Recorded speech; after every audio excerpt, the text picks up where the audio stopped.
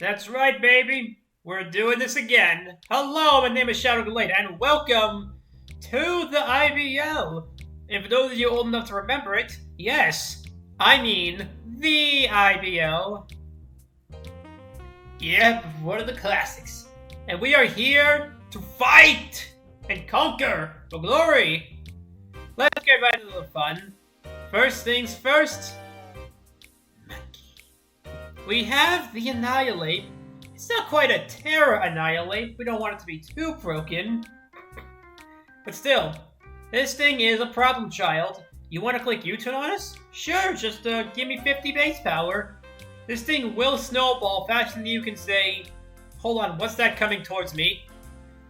And overall, this thing is a deadly sleeper and valuable utility as it is a ghost type. Next up, King Gambit is here.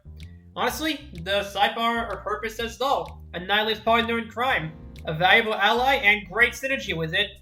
So this takes the fairy moves that are not. This takes the ghost and fairy moves that Annihilate doesn't want to. Annihilate laughs at the fighting moves that would kill King Gambit and would gladly take earthquakes for a reason you'll see in about 2 minutes. I don't know. Check the link for this video. You'll know how long it takes to see it. And overall, also another deterrent against defog, though realistically we actually don't want our opponents to defog on us for, again, reasons you'll see later. Next up. Okay, so it wasn't actually 2 minutes, but just take my word for it, it was cool. The Rillaboom is here! So I want to do one thing. Give Annihilate leftovers, set up the grassy terrain, and start clicking bulk up. Boom! Annihilate has a steady stream of recovery while it can Rage Fist your opponent into the goddamn Shadow Realm. It's not perfect, but it's going to do a lot of good.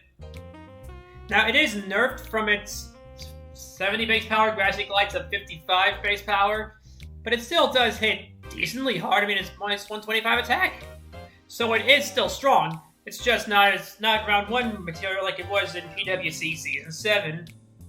Or 6, I mean. Man, that is old. Speaking of old, Sandy Shocks is here! Now here's what Sandy Shocks will do. It basically just goes back around. Honestly, yeah, it just moves around despite nobody asking. It has Volt Switch, it has some useful utility, even despite it being quite limited, and it is a hazard machine with both Stealth Rock and Spikes. And also, it is another U-turner. That is our third one between Annihilate, Rillaboom, and this. We're just going to be constantly moving around, and you can't touch us! We're playing cat and mouse.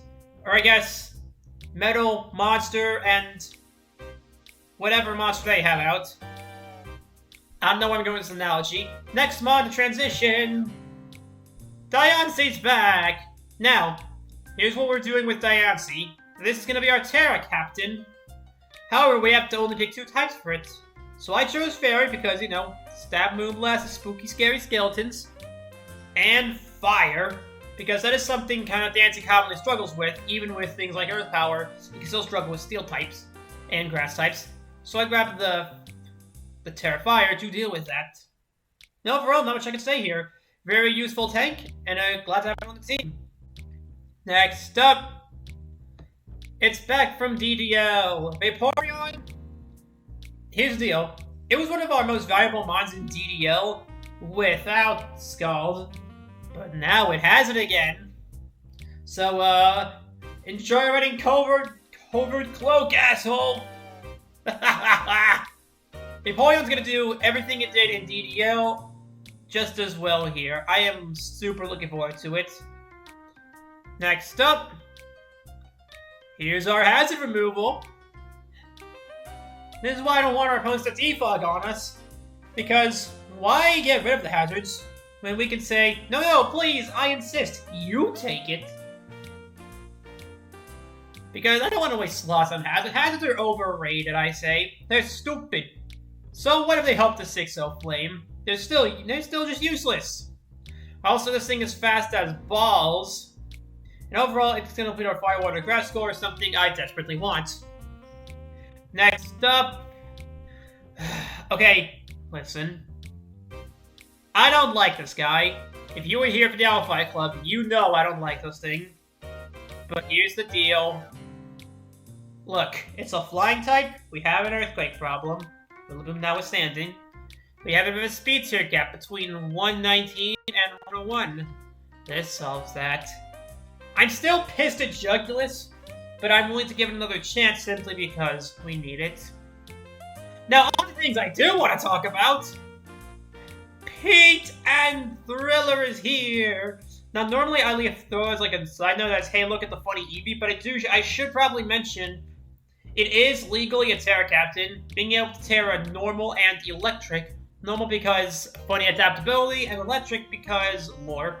But anyway, Dragonite, it can't quite Terra, they'd be stupid to let it Terra, but it still is going to pull the same tricks it did back in MLP Season 12. It has it doesn't have dual wing bit anymore, but it has utility, it has the power, and it is going to scare opponents into having to prep for it every week. I like to stack mid-tier threats, very few uber deadly threats, but a lot of OU threats. You have so much things to juggle, you're gonna have a hard time doing so. And I'm looking forward to doing so with Dragonite again. Always happy to have you. And finally, Komala Harris. That's what I said about the political jokes. Even though I did just say something. Bollocks. This thing is actually our T-Spikes absorber. Comatose means you can't poison it, and as Rapid Spin, very useful. Sadly, doesn't have Sleep Talk Last Resort like it does in Radical Red. That would be awesome. But overall, it just does what it needs to do. Also, you guessed it, another U-turner. That is, let's see, 1, 2, 3, 4, 5, 6, 7, 8. 8 of our 11 Mons can pivot. Actually, 9, since we're gonna count Baton Pass Vaporeon. Oh, we are gonna be annoying as balls. I'm looking forward to this team, and it's gonna be fun. See you guys week 1. Bye-bye!